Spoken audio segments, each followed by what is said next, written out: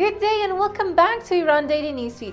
A member of the Islamic Consultative Assembly says inflation has risen at the highest rate in 4 decades, as goods and foodstuff have risen by 190 to 430% in the last 4 years. Informal reports indicate Iran's inflation rate rose sharply to more than 60% and was projected to rise other percentage points before slowly the country starts the new year.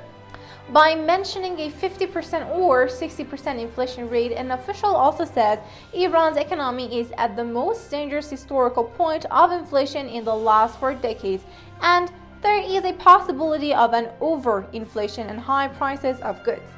Meanwhile, the rial has shed its value by 137% within a year, eating into the incomes of Iranians along with double-digit inflation. Reports indicate the Iranian rial continues its dive into uncharted territory, touching a new low of over 28,000 to the dollar and more than 32,000 to the euro. An official says Tehran's drought in the current year has been unprecedented in the last 50 years. He confirmed Iran's capital Tehran is still facing a deficit of 265 million cubic meters in the 5 dams, and the water crisis still continues. Iran, however, is heavily dependent on its shrinking water supplies, but it has been facing an unprecedented drought and the rainfall levels that were substantially below long-term averages for years.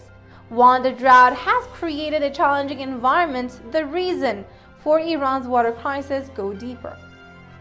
The prolonged drought, worsened by climate change and government mismanagement, has added a volatile new element to the swirl of challenges in Iran.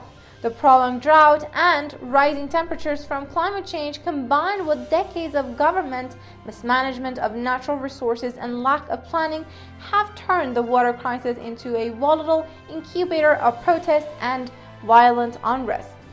Drought and mismanagement of water resources have sparked deadly protests in Iran in the past years. The General Inspection Organization in Iran, GIO, is linked to the Islamic Judiciary Department, announced air pollution in the country is in a state of emergency and on a verge of crisis. Air pollution in Iran causes a premature death of 41,000 people annually. Usually on certain days of the year, schools in the country are ordered to be closed for dangerously poor air quality.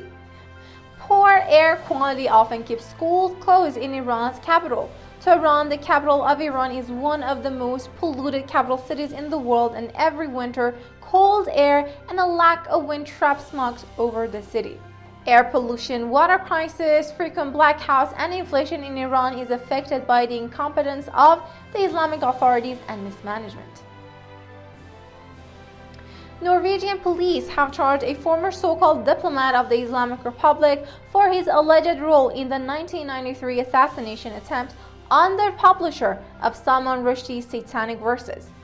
The Norwegian state broadcaster NRK reported Friday that a senior former Iranian envoy and a Lebanese man were charged over the terror attempt to kill William Nygaard in Oslo.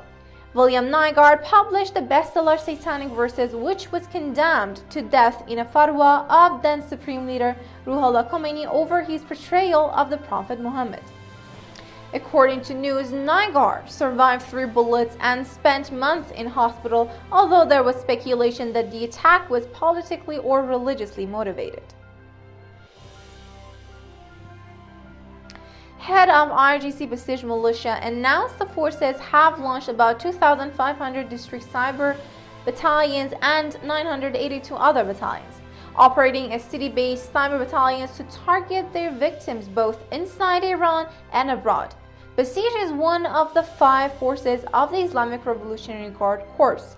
They are one of the forces who are allowed for fire at will, to use weapons at their discretion and choose their own targets whenever they want, including anti-regime demonstrations. Meanwhile, in late September, the kleptocrat-in-chief Ali Khamenei has called on youth people and his fellows for an organized online jihad. In a video lecture, the Islamic Republic's supreme leader told the Basij-affiliated students that fight against our enemies online, which he called it online jihad. Khamenei asked the delegated frontmen to foil the enemy's plots. He, whose anti-Western and anti-Semitism are well known, wants the IRGC-backed Basij members to organize online campaigns to spread anti-Western content. In 2015, the leader of the theocratic regime wrote an open letter to the youth in Europe and North America to lead them towards Islam and moral revolutionary beliefs. The tricky letter, however, came right after two armed Muslim brothers killed 12 people and had injured 11 others in a raid Paris-based satirical weekly newspaper Charlie Hebdo's office. The Charlie Hebdo attack was welcomed by many Muslim and several Islamic States officials, which obviously including the Islamic Republic, that implicitly praised the terrorist attack. The FBI and Cybersecurity and Infrastructure Security Agency said they were aware of the fake email sent from the FBI account but declined to share more information. According to NBC News, apparently malicious hackers sent spam emails from an FBI email server Friday night to at least 100,000 people, an email spam watchdog group has found. And that was all for today. I am Kate, and thank you for the privilege of your time.